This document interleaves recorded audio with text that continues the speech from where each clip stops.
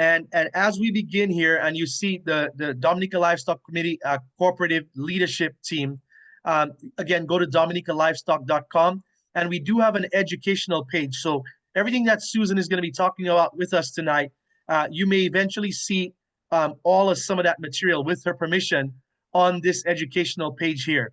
So again, dominicalivestock.com. I'd recommend you become a member, and you could get all kinds of beautiful information, training, education, and every video that we've done so far is going to be here as well on the website, as well as our YouTube page and all kinds of other things that we do, right? So, feel free to go on here and explore the page and explore the website, and we're going to be here to support you every step of the way. So let me introduce you to our amazing guest this evening.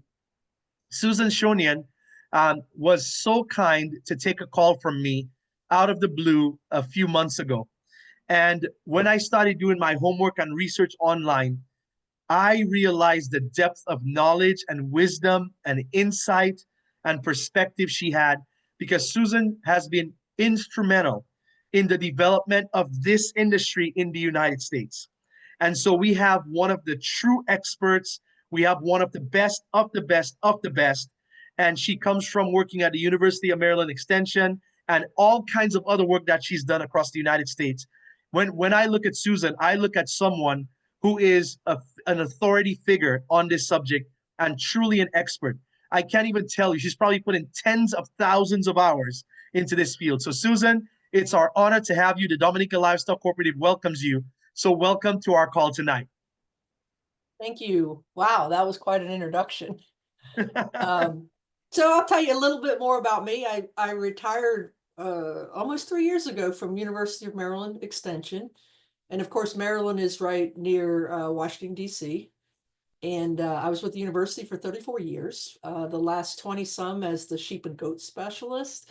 I also was a farm financial specialist. So I did a lot in that area as well, and worked a lot with pigs in the early part of my career. As a retiree, I'm still involved with the industry, with research, with extension, with our national association. I have a small farm. I think I'll have 39 ewes. They're hair sheep that are due to lamb in March, second group in April. I have started meat rabbit production, and I have a few goats. I have the little ones, Nigerian dwarfs. I like goats, and I have to admit, I have them more for fun than for anything.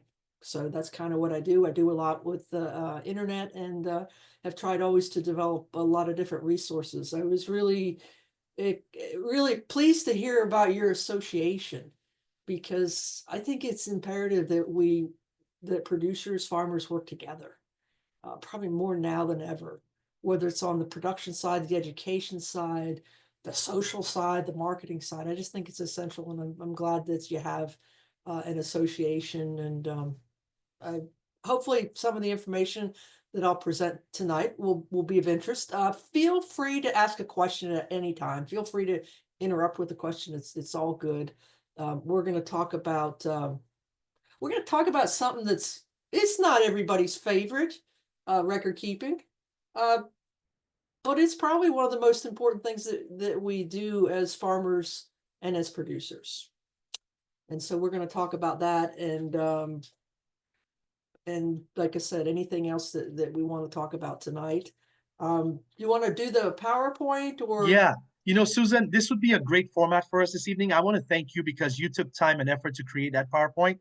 And I feel like this would be a great session to record, because since you have that PowerPoint, our members can go back and view it over and over again and take notes and follow. So I'm going to open up the floor for you, Susan. I'll say, yes, I'd love to see you run through that PowerPoint. And then afterwards, we can do some Q&A. I can jump around into a few of your websites, which we can supply with folks. And then we can go from there. How about that? That sounds good. All right. So Susan, thank you, and take it away. You have sharing capability. Oh, okay. Well, I don't even know if I guess I left it open.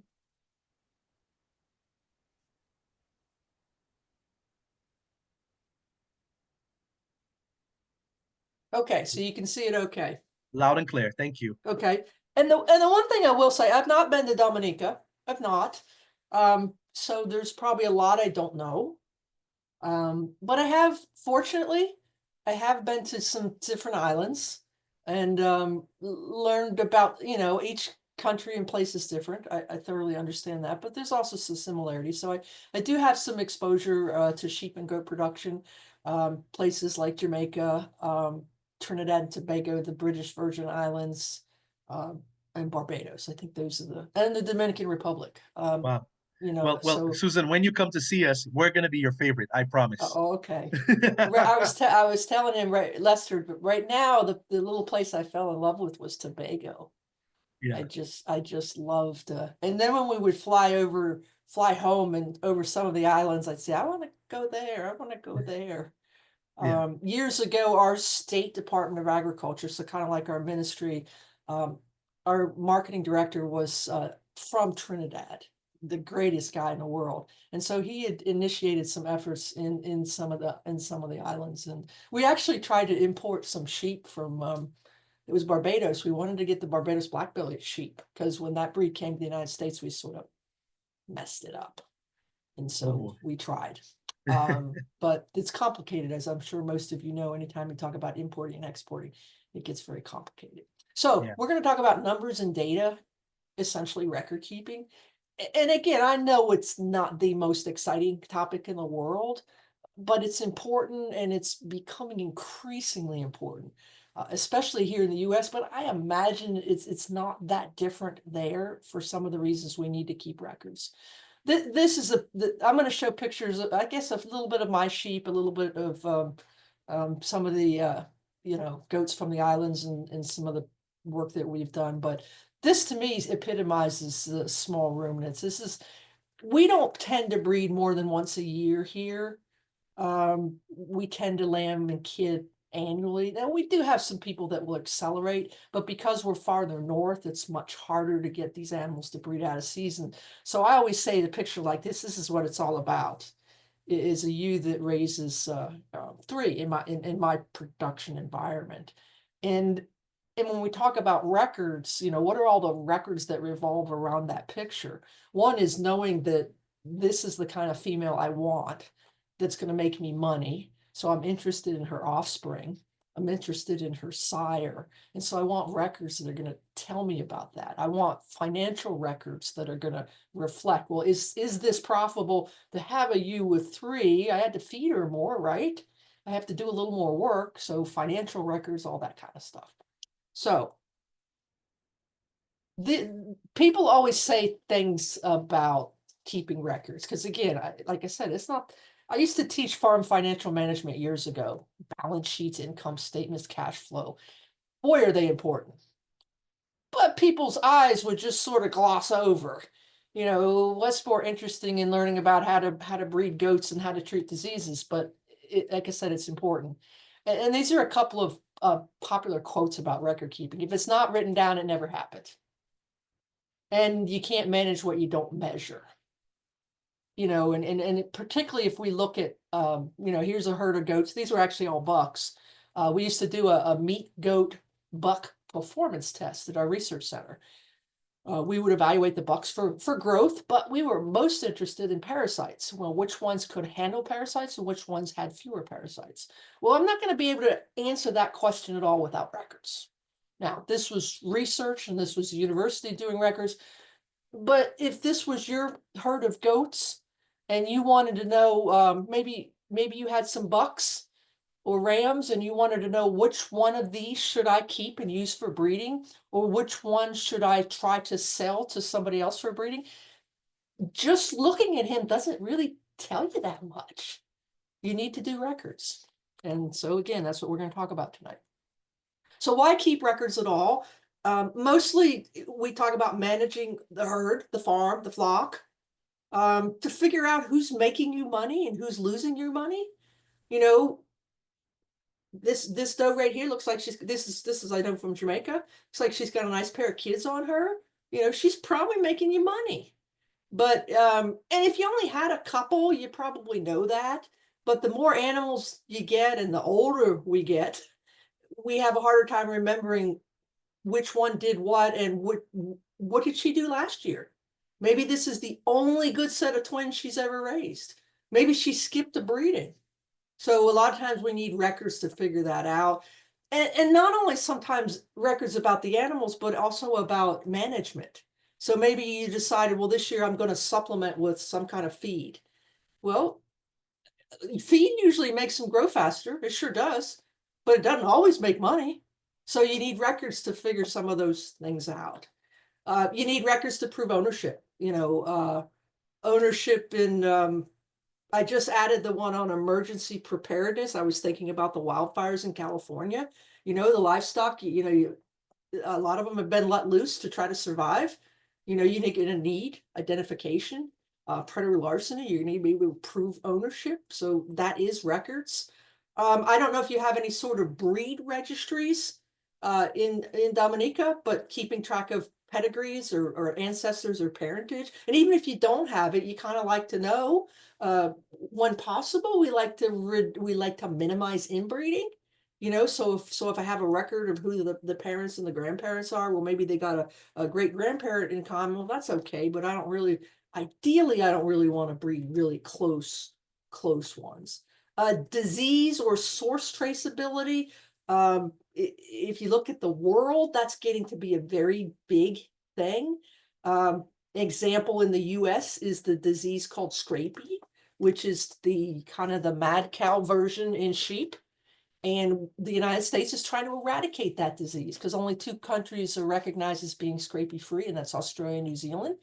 And the only way you can import and export is if that disease is a big issue. So we are required to tag our animals and keep records for 5 years. So if these goats were in the United States, when those 2 offspring, if they went to market, or maybe the buck went to slaughter and maybe the doe looks like a doe, maybe she went for breeding, you'd have to put a tag in there so that we could always know where they were born. Because scrapies actually transmitted at the time of birth through the birth fluids and such. So, tracking diseases, tracking sources. Let's say that a group of you or a committee of your association, you want to sell high quality goat or lamb meat to a hotel chain.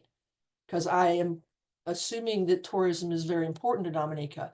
And they know everything about those animals and where they came from. So being able to trace it back. They say that one day you'll be able to go to a grocery store and maybe you'll buy a package of lamb chops and you'll be able to scan the QR code, and figure out exactly where they were born, how they were raised, where they were processed, and all that sort of thing. There can be legal reasons to keep records. Obviously, I assume you must pay taxes in your country like we do, more and more all the time. So we need to keep records for that. We have things that sometimes you can apply for, like you can bet with a lot of the disasters that we have that the government provides financial assistance to help farmers. So you need records. Insurance, you need records. We were talking earlier, suppose you get divorced. You need records to make sure that property is equitably distributed. You need to protect yourself against liability or legal action. Again, I can mostly speak from the US, but if somebody accuses somebody of neglecting their animals, abusing their animals, you said, oh, well, you're not feeding them enough. Well, or providing health care for them, if you have records that show you are, that's going to be your best defense. So there's a lot of reasons to keep records. Then when we talk about the kinds of records, I kind of lump production records, kind of always one thing. So records about the animals, the crops, even if you don't grow crops that you harvest, the pasture, how you manage the pasture, how you rotated, how many animals for how long, keeping records on that, keeping weather records. If you hire people, or even if you don't hire people, it's always nice to know how much time or how much labor is being spent, because that kind of gets back to the thing is, are they making me money? A lot of things will make more money and they take more time. And we have you've probably heard the saying, time is money. So labor is another thing that we can keep track of. I've separated out animal health or using drugs, because I think it needs to be talked about separately. Again, ownership, I've already talked about these: financial, legal, insurance. If you have anybody that works for you, keep having those types of records as well. So we're going to focus more on the production side, the animal records, and all of that starts with individually identifying the animals. The goat on the left was from our buck test, and double tagged. Double tagging is often a good idea if they're in an environment where they might lose a tag. It's also commonly done with electronic ID. The picture on the right was taken in China, and this was a really large farm, all confinement, and everything was electronic ID. And as you can see, he's got the thing that's reading the tag, and then he's got his cell phone up there. So that information is probably being transferred to software that's on the cell phone. So just two different methods of identifying them. So there's a lot of methods for identifying sheep and goats, and they have pros and cons. Permanent ID is recommended, and we just say a tamper-proof ear tag. Well, for us, that just means you can't you could still cut it out, you could still cut his ear off, but it tends to stay in the animal. It's more of a quality ear tag that stays in the ear. And of course, you can get tags of different colors, sizes, styles, and you can have almost an entire record keeping system with tags. You know, simple use of a tag, depending on what ear it's in, what colors, what numbers, you can have, like I said, almost an entire record keeping system with tags. If you double tagging is again a good idea if tag retention is not that good. Tattoos are probably one of the most permanent forms of ID, but they're very difficult to read. In the US, they tend to be used with dairy goats because for some reason dairy goat people don't like tags in their goats. They also are sometimes used for registration, since they are like a breed registration, since they're permanent. Ear notching is done more in pigs. But you can do an entire identification system with ear notching. And it could tell you everything about the animal, similar to an ear tag, or you could simply notch an ear of all the twin females, or anytime I deworm somebody, I notch her ear, and if she has a chewed up ear because I've notched it so many times, you know she needs to go down the road because she's not a very good one. And then there's the electronic ID, what we call the RFID, the radio frequency. And then we also, I don't have any experience with these, but I know tags can also be barcoded. I mean, tags are just going to get more sophisticated all the time. But a tag is still a tag, and a tag can always come out. So other ways that we can use electronic ID are implants. In my travels, I find that an awful lot of dairy goats, if they're using electronic ID, they are putting the chip under the skin. It's electronic. This definitely works with the La Mancha goats that don't have very big ears, so it's done under the tail head. You can also have a bolus in the rumen, not used as much, but another way, because a tag, while they're the most practical and easiest, we tend to like them because we can see them. They can always come out because, like I said, you can always cut the plastic and cut a tag out, and you can always cut the ear off, which sounds terrible. And usually when we do use a form of electronic ID, we usually pair it with visual ID. That's usually like we still want to be able to easily see who that animal is. Just briefly about the electronic ID, this goat you can see has a visual tag in her right ear, and in her left ear she has an electronic tag. This was a dairy goat farm in New Zealand. Again, or Canada, I can't remember. So sometimes they'll use implants. I just got finished telling you dairy goat people don't like tags, and this goat has 2 tags. So much for that.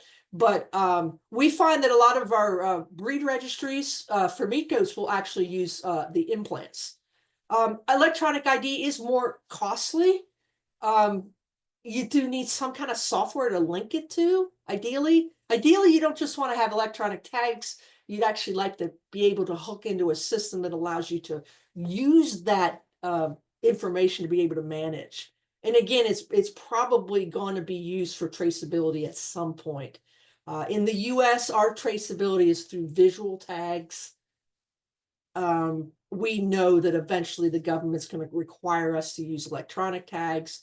We just kind of hope they'll pay for them. Initially, they paid for the visual tags when we started our scrapie eradication program.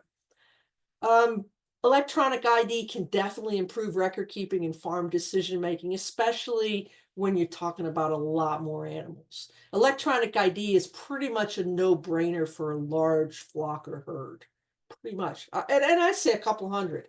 But I suspect a lot of you guys are like me. I've got, I maintain between 30 and 40 females. And I really like to do electronic ID, but I haven't made that decision yet.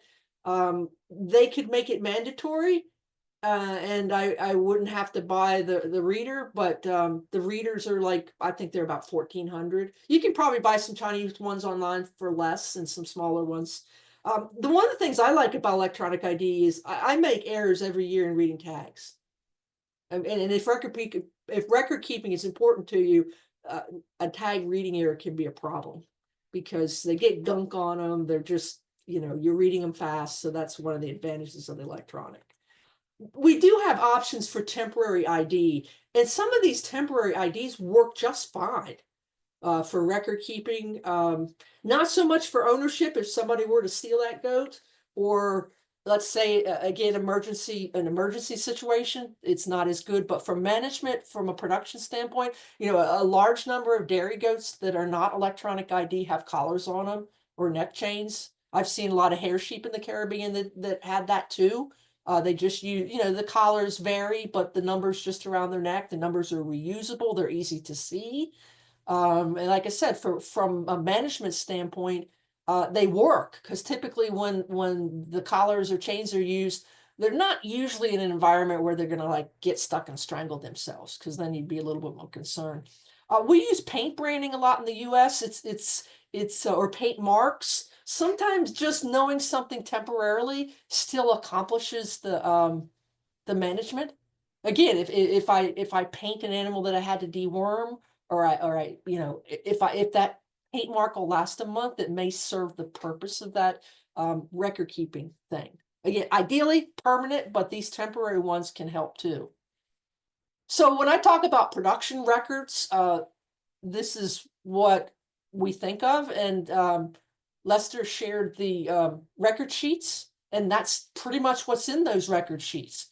Number one, breeding, the service sire and the dates of exposure. So when to start looking for babies, when to vaccinate, when to supplement nutrition. All of that keys on knowing when they're going to breed. Now, I realize not everybody in the world, some people keep the male in all the time. I understand that too. But ideally, if we're trying to make improvements and we're trying to manage them, ideally we know which sire is the sire of those offspring and when those females are potentially due. They have a system in Australia, and I think we have some that use it in the US. They don't individually they don't individually tag the lambs, so they have this gate that when they go through it, it reads the ear tag, and based on who those lambs are with, they are able to match it up to their moms. Okay, birthing records. So obviously when they're born, who the sire and dam is, the type of birth and rearing. So is it a twin? If it's a triplet, was it raised as a twin or was it raised as a triplet? What's the sex of the offspring? Ideally, you identify the offspring. Now, I can see situations where maybe only the parents are identified. And again, we have a temporary ID on the offspring, but ideally we can identify all the offspring. And when I say comments, if you want any comment about was there any difficulty birthing, did she have enough milk, things that might help you make that decision of whether or not you're going to keep her. Weigh history, you can weigh him at birth. That can be useful information, but weighing him at weaning is probably the most important time because that evaluates what that female has done. If you do post-weaning, that gives you a good idea of what the male has done.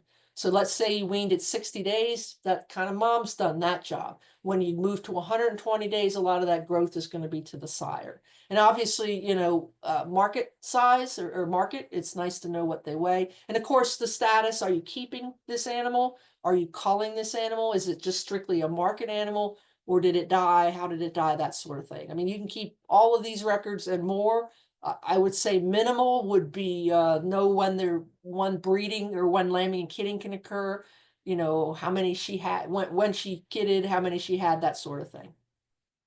And how do you weigh the animals? Because I mean, if you're in the goat business or the sheep business, you're selling pounds. Do you use pounds or kilograms? Pounds. Pounds. You're selling pounds of product, right? Even when you sell them by the head, I mean, unofficially, you're still selling pounds of product. So ideally, you would want to weigh animals in order to know. So there's lots of different types of scales and different ways to go about it. When I say a box or a crate scale, that's like that picture in the lower corner. Cage is another word. You can just buy it just like that. Platform scale, that's what we used at our research center. We had a platform scale. They stood on the platform and they were in a handling system. It was actually a platform and it weighed them. You can use a bathroom scale, particularly lighter ones. You can use hanging scales for everything from very small ones to larger ones. I mean, I've seen some big animals weighed on hanging scales. They have big slings. They can vary from weighing a 10-pound lamb to more. I guess the limiting factor is getting it hung on the scale. And what about estimating weight? You don't have a scale. Well, there are weigh tapes. There are weigh tapes specifically for dairy goats, and then there's weigh tapes where you just measure the heart girth, the length, and there's actually a formula. Those can be real useful for knowing how much medicine to give something if you don't have a scale. And when I say best guess, what do I mean by that? I mean, ideally you weigh them, but let's say you're weaning all of them and you don't have a scale, but you could say, this doe has 2 medium-sized kids, this doe has 2 small. You could at least, or even guesstimate the weight. Scales can be expensive. I don't know if there's a market for used equipment, the potential for getting a used scale. When I say make most of it, all you really need are the, I'm just trying to remember what they're called, but you can just buy components of it and you can make the rest of it. Or it's, your producers association could have a scale and share it. And the only limiting factor to sharing is biosecurity. And I don't know if you've had that webinar yet, but if you decide to share scales or any other piece of equipment, you just want to make sure you clean and disinfect it before it goes to the next person. And then when you get it, you want to say, I bet they didn't do that, and then clean it and disinfect it again for biosecurity purposes. Now, so you got all these records on these animals. How do you go about comparing them? How do you decide who to keep? How do you decide who to cull? How do you decide who to sell? How do you decide who to sell for meat or versus maybe for breeding? The important thing is that the animals that you're comparing, let's say you have 20 bucks, they need to be in what we call a contemporary group. And a contemporary group would be a group of animals that are similar breed and age that have been managed together. So I couldn't take lambs, kids born in January, and compare them to those born in March. They have to be under similar management. Otherwise, the ones that had more favorable management might seem like they're better. Ideally, you should adjust weights for obviously for the age. You don't always weigh them on their birthdays. So you want to adjust them. People will often adjust them to 60 days. All right, so we adjust them by weight and age, and then sex. We expect a male, intact male, to grow faster than a wether. I don't know if you do much of any castrating. And then a ewe lamb is third. So you can't say that a male is better because he grows faster. That's just different. And then the type of birth and weaning, a rearing. So we expect a single born animal to grow faster, right? And a triplet to grow the slowest. Does that make the single better? Nope, not genetically. not from a selection standpoint. Okay. And then the age of the dam. We expect a yearling. This is one of my yearlings. I don't remember from what year. A yearling, so she's 12 months old and she's raising twins. She's going to reach her best productivity between 3 and 6 years of age. So when she's 1, even 2, we can adjust her weight, the weight of her offspring to reflect that she's young. Same thing if you had a 10-year-old. So we don't expect them to do as good a job as those that are between 3 and 6. So the age of the mom is really, really important. So we can adjust those records. Okay. Now I want to talk a little bit about health records. And health records, it could be for one animal or it could be for a whole group. So if you vaccinate a whole group, I don't know if you have coccidius that's available to feed, but the use of that is likely the whole group. Hoof care, you know, it's not so much a medicine, but say you trim feet and you did all of them, or you ran them all through a foot bath. And there could be some other things that you do and you're trying to prevent disease. So you need to keep those records. But probably more, also very important is when you have to treat an animal. Deworming. I don't know if most of your animals are in confinement, where worm parasites tend to be less of a problem. But when they're out on pasture, free ranging, parasites can be quite a problem in the Caribbean climate. Sometimes, and I don't know exactly what your rules are on using antibiotics. In the US now, only vets can prescribe antibiotics, and that's the way it is in most countries, but you still keep records on it. And then there can be other either oral or injectable medicines that you might give. And you want to keep records of that stuff. So when I say keep records, the first thing is the ID of the animal or animals. So maybe it's an entire group, or maybe it's just one. You want to write down why you treated that animal. And in many cases, it might be that what are its symptoms? When did you give something? How much did you give? How did you give it? You know, did you give it orally? Did you give it an injection? And if it was an injection, did you give it under the skin? And did you give it in the muscle? Did you give it in a vein? How many times did you treat it? Who gave the treatment? Maybe if you have people working for you, you'll want a record of who gave it. A withdrawal period for meat or milk. So the withdrawal period is how long you have to wait after you gave that medicine before that animal can be slaughtered for meat, or the milk can be consumed. And in the US, they periodically check that stuff. And if your animal has residues for drugs, you can get in trouble. And then, particularly for a sick animal, what are the results of treatment? So you had an animal that you really didn't know what was wrong with it, and you treated it a lot of different ways. You'd kind of like to know if it worked and maybe have a record of it, so the next time it can help you treat another one with similar symptoms. So when you have those records, it can be really useful to have. I just think the health records are really important. And one of the things they can help us do is select the animals that are more tolerant of diseases and more resistant to diseases. So tolerant to me means they can handle it. Okay. They got worms in them, but it's okay. They're still growing and productive. Resistant means they don't get the disease. They don't get it. And that includes parasites.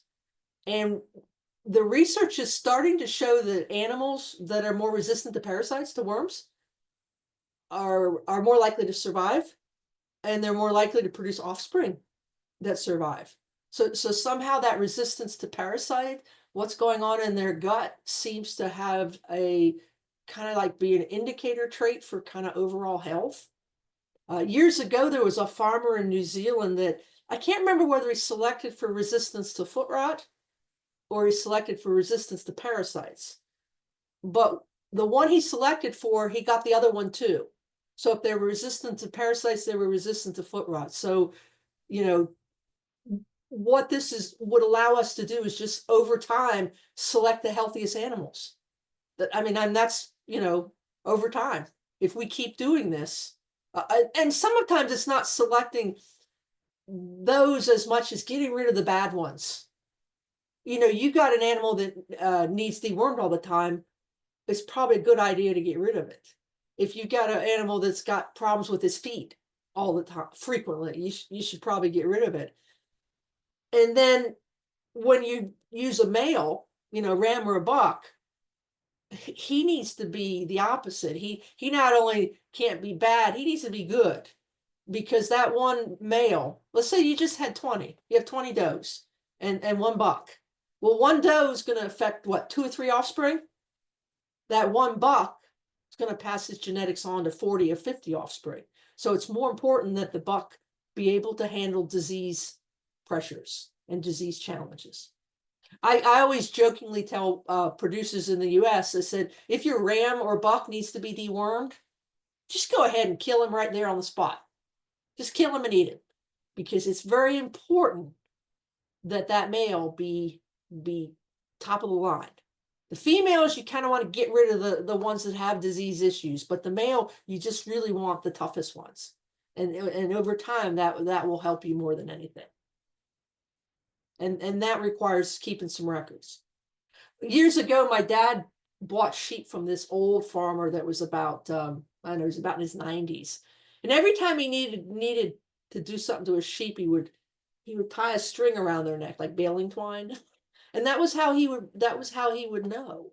Just kind of like the idea of notching ears. You need to have some way to know what the animals are doing. And the permanent ID, the ear tags, and writing everything down, all that's great. But sometimes there can be lesser ways that still can accomplish a lot management wise.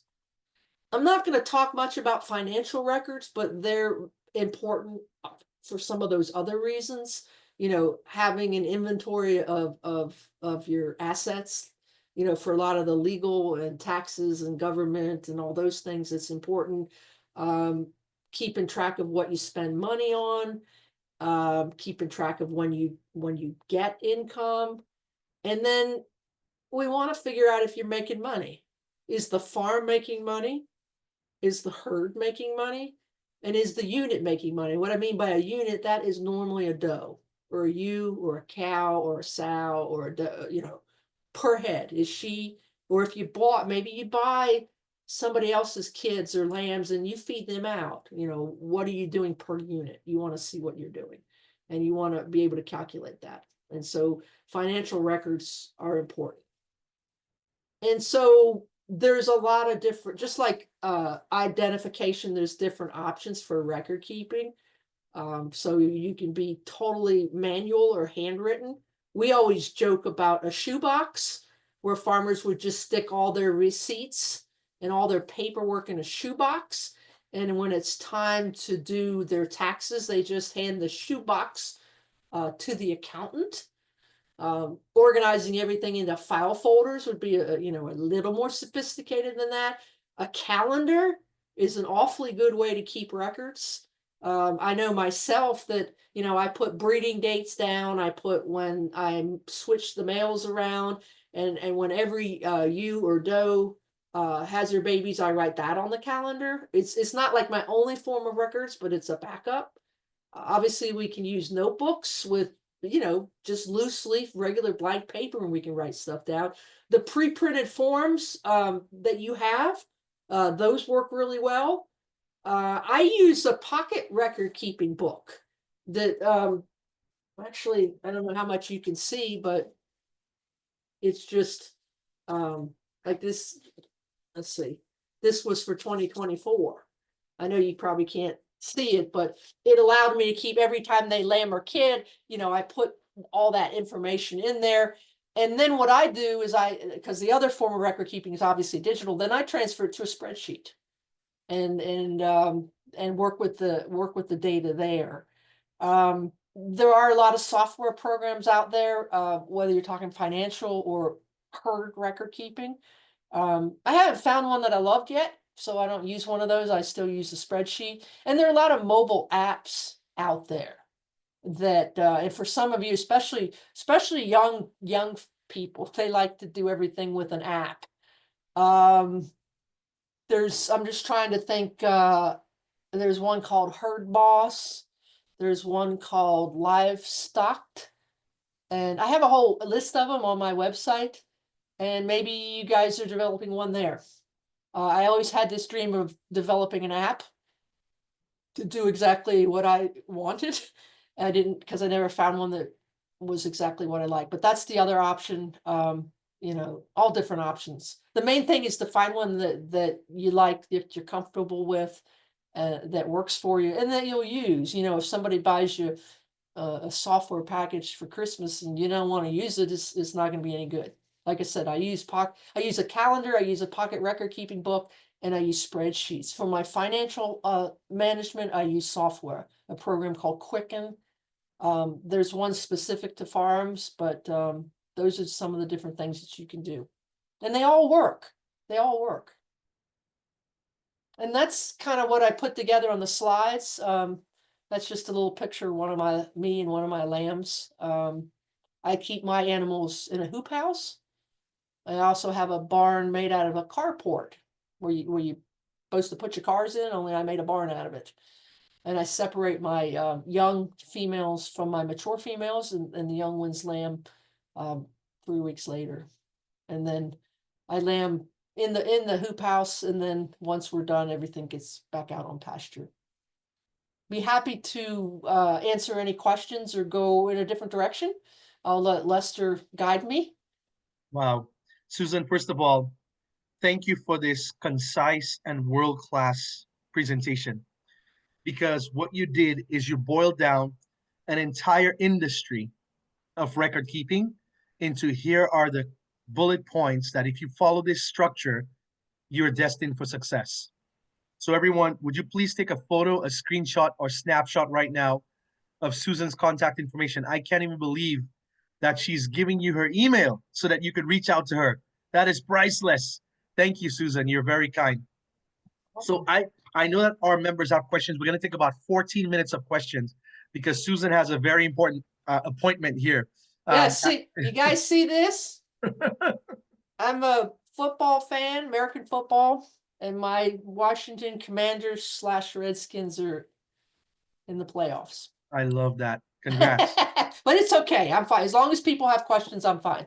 Great. Because they're a little bit hard to watch because they win all their games like at the last minute. Well, we love our sports in the Caribbean too, I promise. So the first question for you, Susan, and anybody else can just chime in when I'm done. Someone actually from Dominica called me about this the other day and asked, is there any free electronic tracking software out there? I think can we go to I can go to my website, right? You sure can. Where's share? Okay.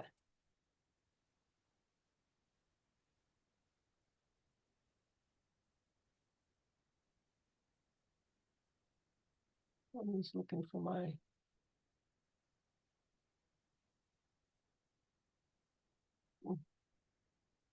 trying to figure out how to. Or you could tell me which one. I have both of them open, Susan. All right, you can go to sheepandgoat.com. Yep, I have it ready for you. And then you could take over my mouse. So here we go. I'm going to pass it over to you. So one of the goals in my career had always been to connect producers with resources. And you know, because I grew up as the internet was evolving. Unlike kids nowadays, they probably know how to email when they're still in the womb. So I grew up through it, and so I always wanted to create resources. So, and I'll get it in my mind. Well, I want to find all the apps that are out there, every single one of them. And so if we go to, I got to go up higher. Yep. So you can just click on the screen, Susan, and you can control the screen here. Okay, there we go. So I have this is a website called the Maryland Small Ruminant Page. I created it 27 years ago when I was still just a pup.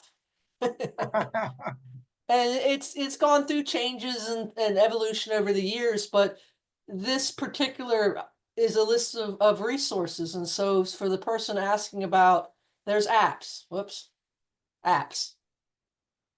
And of Wow. course, one of the challenges with the internet is always, whoops, everything's always changing. So you always got to keep making sure that the links are still valid. So this is a list of apps, and I indicate which ones are free and which ones cost money.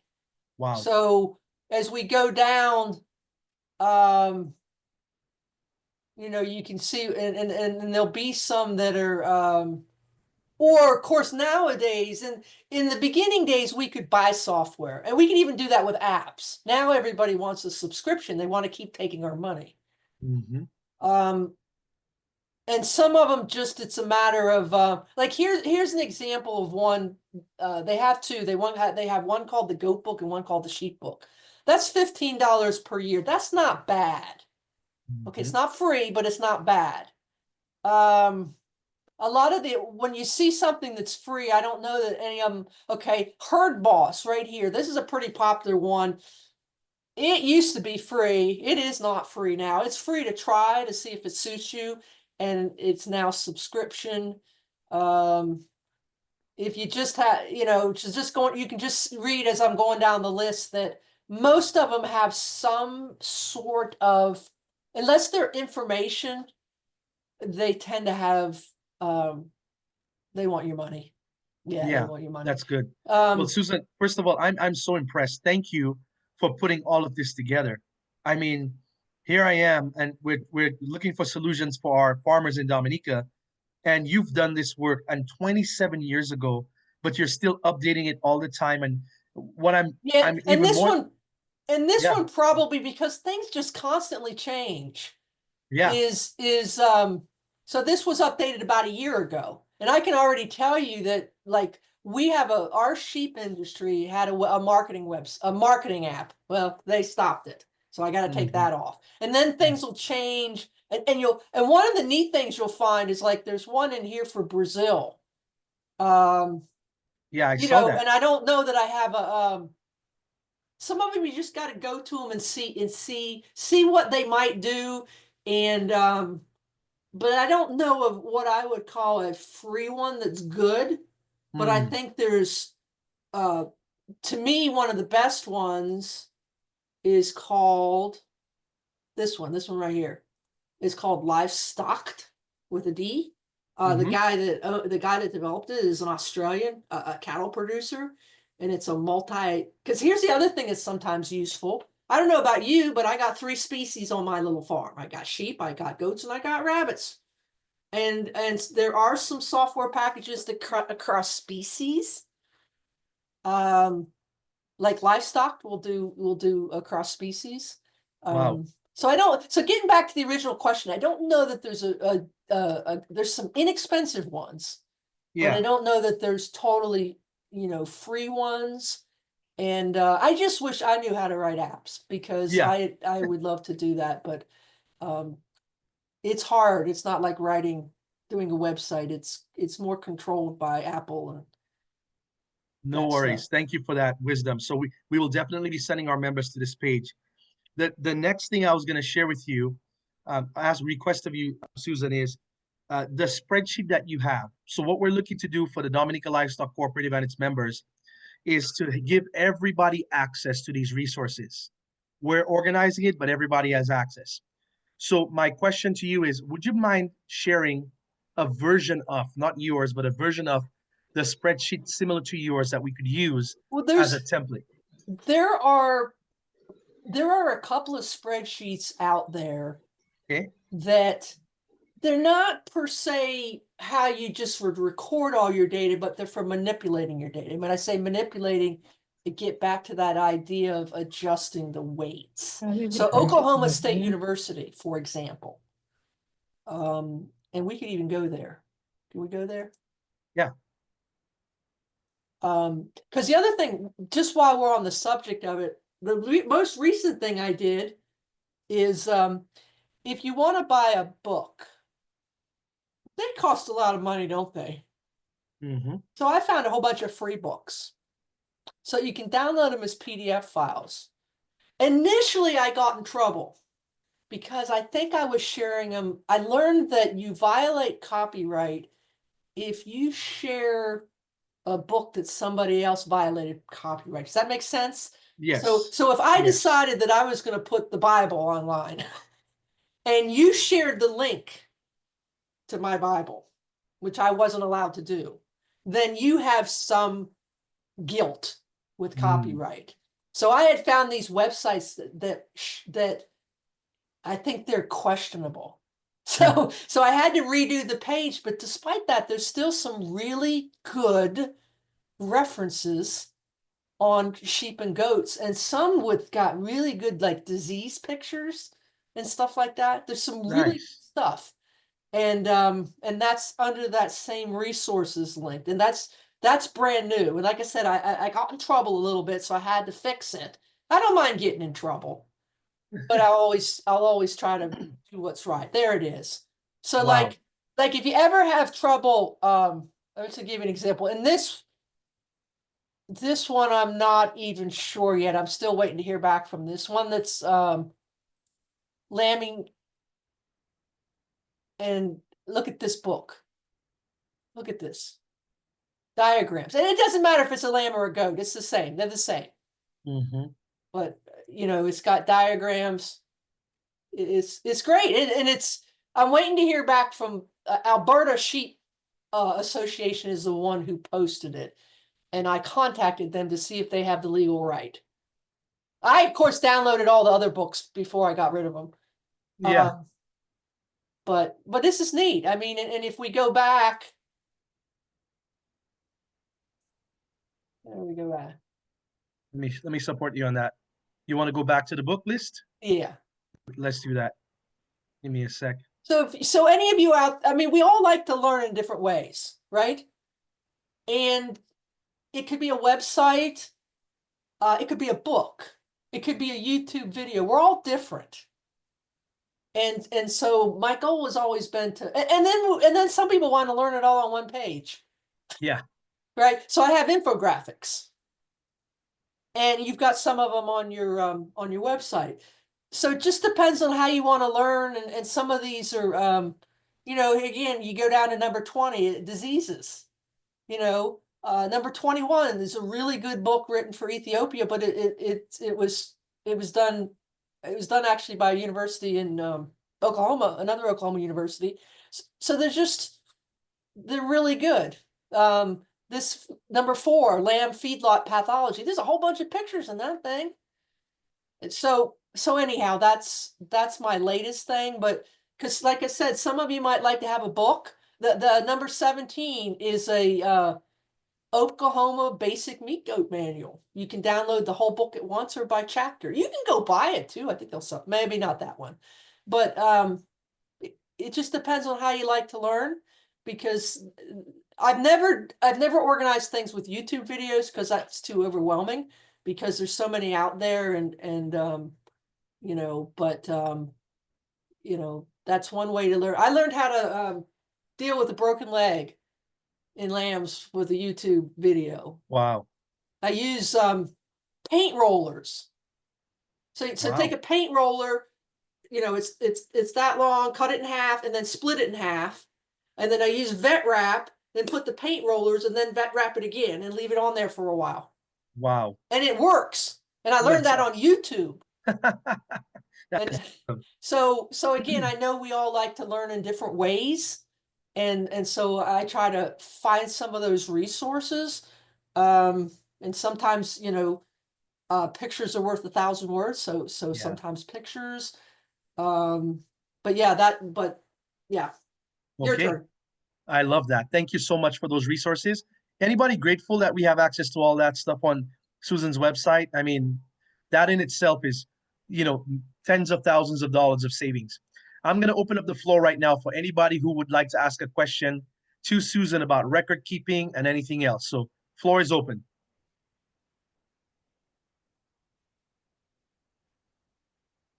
Guys still awake? Yeah, they are. I think it's carnival time, so they might be having too much fun. So does almost everybody go to Carnival? I think, oh, Is it like Trinidad? yeah, not as big, but almost everybody loves the festivities. Yeah. Yep. Let's see. Okay, y'all can unmute. Anybody have a question? Just unmute yourself. Record keeping. And if you don't have a question, I want to share something with you, and then we can let Susan take off.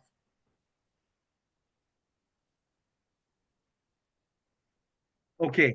So while you wait on your questions, um, let me share. While we wait on your questions, let me share this with you. So the government of Dominica developed the livestock development unit, along with Dr. Santemi and his staff, or maybe somebody before, developed this book. It's record keeping for goat and sheep farmers. I shared it with Susan. She said, thumbs up, right, Susan? Yeah, it's Good for because this. it's all the stuff I talked about. Yeah. So in case you don't have this, the Dominica Livestock Cooperative is going to be providing a complimentary copy for the members. Okay, just for the DLC members. So I want, number one, I want to invite you all to become a member of the Dominica Livestock Cooperative. A first set was already shipped to Dominica and arrived there. A second set will be shipped at the end of this month, and then a third set would be shipped in March. Okay, so for all the members, anybody becomes a member, a paid member of the Dominica Livestock Cooperative, you're gonna have access to this. Okay. Now, why else do you want to become a member? Let me talk about this. One of the things that we're working on together is to build discipline together. They say discipline weighs ounces, but regret weighs tons. So one of the disciplines that we're working to build is record keeping. Why? Because we're building a system together, and record keeping is going to be important for reimbursement programs. So say, for example, the government says, well, if your goats will or sheep were lost due to predation of dogs, we're going to reimburse you $150 an animal. But if you don't have good records, you're not going to be able to access that. I'm not saying that they're going to do that. I'm just giving you an example. Okay. The second reason why is because our intention together is to work together to combat losses. So right now, behind the scenes, we have a draft proposal where we are going to be collecting data from all of you. If 5 dogs killed 40 animals, which was a case just in the village of La Plaine the other day, 43 animals were killed by 5 dogs, right? Well, did that farmer have records? How many males, how many females? Were they used for going to be used for slaughtering, or were these breeding animals? Records are important to us. What was the weight of the animals that were killed? So those records are going to be important so that we can tell the government, the farmers responsible, hey, this is what we need. When we're going to be sending an app out, a link out to all of you, a fillable link. You're going to be able to have a printout that says you can take to the police station and say, Mr. Mrs. Police Officer, here is the printout. Here's my report. The Dominica Livestock Cooperative has a copy on hand, but here's your copy. Please file my report. So now you have accountability from the local authorities to file the report and put in their books because you have a copy and they're now accountable to keep that on record. Right, everybody? So when it comes to combating thieves, if you lost certain animals due to thieves coming onto your property or stealing your animals, then you could say, hey, Mr. Police Officer, Mrs. Police Officer, they came, they slaughtered my bull on the spot, or they took it away, and now I lost a $5,000 bull. Here's what it weighed. And now you have the evidence to show. So records are going to be very important. So what we're going to do tonight, for those of you that attended this webinar, which you are here, I'm going to put the electronic version of this book in the chat for you right now as a gift. So in case you have your own printing resources, you are very welcome to go ahead and print this out. And if you want to get a physical copy, because it's 48 pages, right? So that takes a little bit of printing. But if you want to get a physical copy and you want to become a member of the cooperative, then it's an added benefit. Of course, you could buy shares in the cooperative. This is going to be a big deal in my opinion in the future. So I just want to encourage all of you to join us in this incredible industry that we're building, because there are a lot of great plans happening behind the scenes to support our farmers. Okay. Any thoughts on that, Susan? Any ideas you want to share about record keeping or anything else I just mentioned? Well, were talking earlier about predator larceny. Could drones be used to find the goats that have been stolen? Or is that too big a job? I was just thinking about drones because the drone will pick up the tags. Right. Well, that is something that the vice president of our co-op experienced the other day. I think, Colonel, if you're on and you could chime in here a little bit. Somebody came from his village, which is in the very north of our island, and took 11 or 12 of his goats, pregnant, mostly pregnant does, to the middle of the island. And then he was trying to find them on foot, couldn't find them, and then he had to rent a guy with a drone, but Because I he mean didn't have. they'll Huh? detect the heat signature. Well, yeah. So he didn't have a what was that thing called? The heat is called infrared signatures on that drone. He could just see video, but that's a good idea for us to have IR as well. That would be Yeah, great. because I was sharing earlier that one of our universities, Delaware State University, they have a graduate student working. They're using a drone to determine the temperature of the goat, so to see if it has a fever.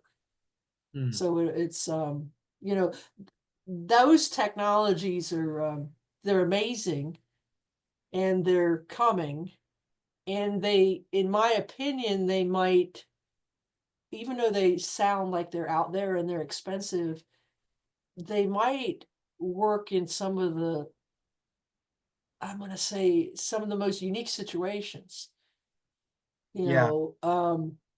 but yeah, So because Susan, let me give you a visual of that because if you look at our island right here real quick, this is the type of dense forest that we have on the island. It is not a dry island. It's one of the most tropical rainforest rich okay, islands. So even if you have a drone, you can't do it you can't do it. unless it's an awfully expensive drone. Correct. I would Exactly. guess And the then, US military could find people, maybe yeah, they not. could. Yeah, they could. Um, yeah, But we don't have a well, lot of those resources on the island yet. Yet. Yeah. that looks like it's beautiful. Well, it's beautiful. We can't wait to host you. It looks beautiful. Yeah. But as I remember when I worked with, we spent a few years, but I was working with a fellow in Jamaica.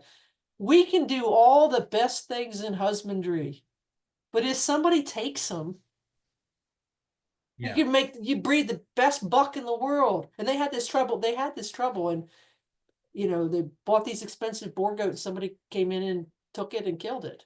Yeah. You have to. That's like number one. Yeah.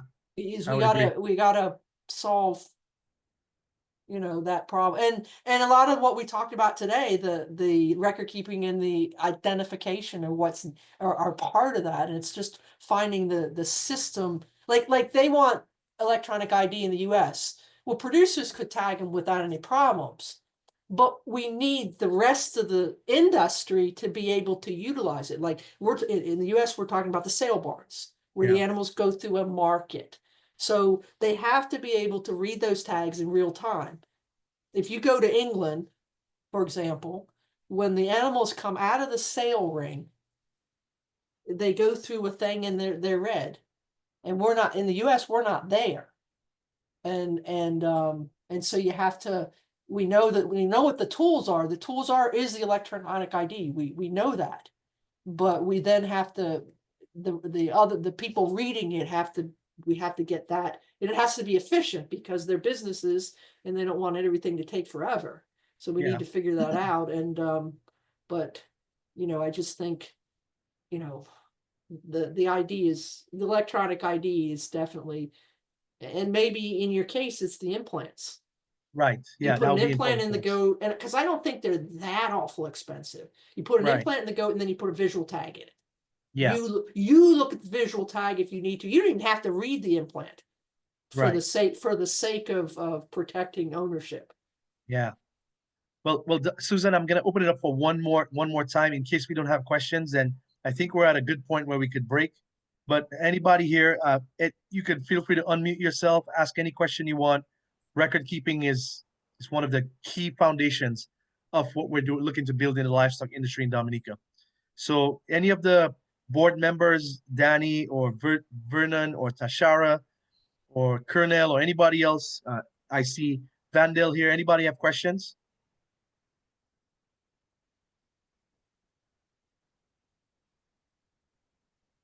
All right. I think they're in party mood tonight. So, Susan, I Well, want to thank you.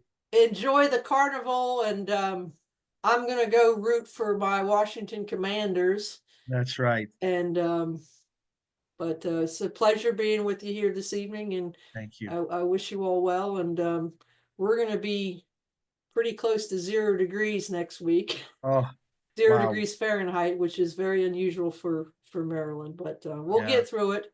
Please It stay won't- warm. It And won't stay. It's only supposed to be a few days, then it'll be more acceptable. yeah, good. Well, thank you for coming on. Thank you for being our guest. Thank you for investing into Dominica, and thank you for supporting the Dominica Livestock Cooperative. Our members, our farmers, everybody else here on this call tonight is extremely in gratitude of you, and we're looking forward to building a phenomenal industry together. Well, good luck Thank to you, you. Susan. Have a great night. Enjoy the game. Thank you. Bye. All right, talk to you soon.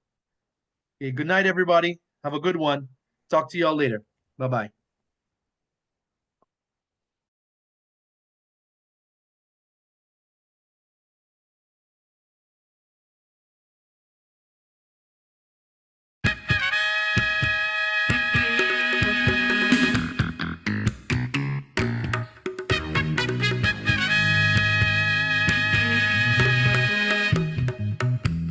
Yeah.